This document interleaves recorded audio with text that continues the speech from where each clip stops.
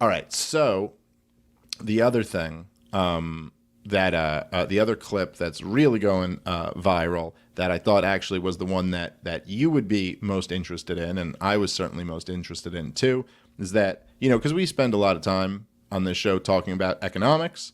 I think they're very important and something that our society does not have a widespread, firm understanding of. But here's Joe Biden to explain to us how economics work, and that, in fact, it turns out me and you have been wrong about a whole lot. So the question is, what is your administration doing to ensure the poor and middle class are not hurt by higher prices? Well, beans and hot dogs. Yes, they inflation. That's right. Inflation has been a big topic, and so they're going to ask Joe Biden the hard-hitting questions. And, I mean, look, you can already see by this freeze film that he's about to give you a great Joe Biden answer to it. And he's just like, hey, what do you mean with the prices? Yeah. All right, let's hit play.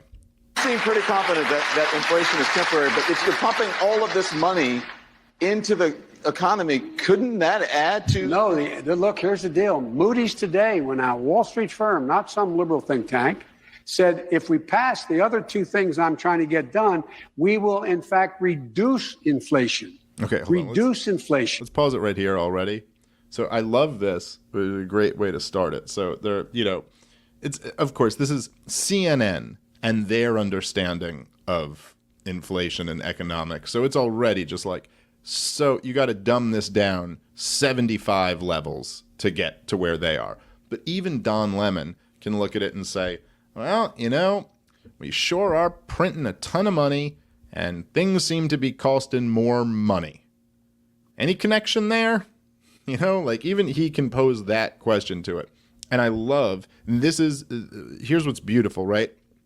Is that I really do think this old game that they play is really falling apart and not working as well anymore. And here's the game. Joe Biden, he's an old school fucking, 80-year-old politician. So he just falls right back into the game, right? And the game always is, right?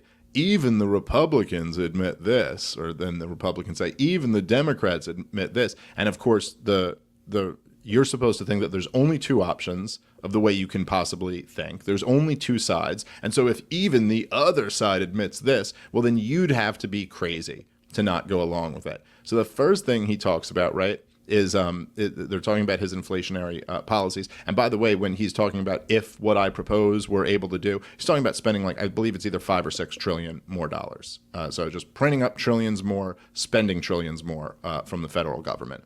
And he goes, even Moody's, not some left-wingers, a Wall Street firm, even they're all for us printing all this money. Just really just incredible. That's your initial go-to defense of whether the inflation is hurting the American workers. But even Wall Street likes this easy money policy. So you got everyone from all sides of the political spectrum, Democrats to Wall Street. That's the range. And all of them are saying, yeah, print more. It'll do nothing but good. Anyway, here, bring it back to the very beginning of the clip, because I just wanted to point out that thing, but I want you guys to get the full sense of how this went. You seem pretty confident that inflation is temporary, but if you're pumping all of this money into the economy, couldn't that add to... No, look, here's the deal. Moody. He turned to the side wait, is someone over there? And he's like, man, how did this guy get here? Did you see that look on his face? Yeah, he goes, and listen, people, and that's why I told my grandpa you have to try this sliced bread. And then, he's like, what? But couldn't printing all this money? And he's like, huh? A Negro? Where'd he come from? Whoa. That's security. You let this Negro get right quick close to me. Please. He interrupts him right away. And he's like, but couldn't printing a ton of money lead to... He's like, oh, no, it's great. That's not the way money works. It just helps everything. Just ask Wall Street. All right, let's watch. Today went out, Wall Street firm, not some liberal think tank, said if we pass the other two things I'm trying to get done, we will in fact reduce inflation. Reduce inflation. Reduce inflation. Because we're going to be providing good opportunities and jobs for people who in fact are going to be reinvesting that money back in all the things we're talking about. Driving down prices, not raising prices. And so it is. I sincerely mean it's this. already just so offensively stupid that so we're going to spend money, and then those people that we hand the money to are also going to spend the money, and the result of the increase in spending, the money multiplier effect, costs are going to come down.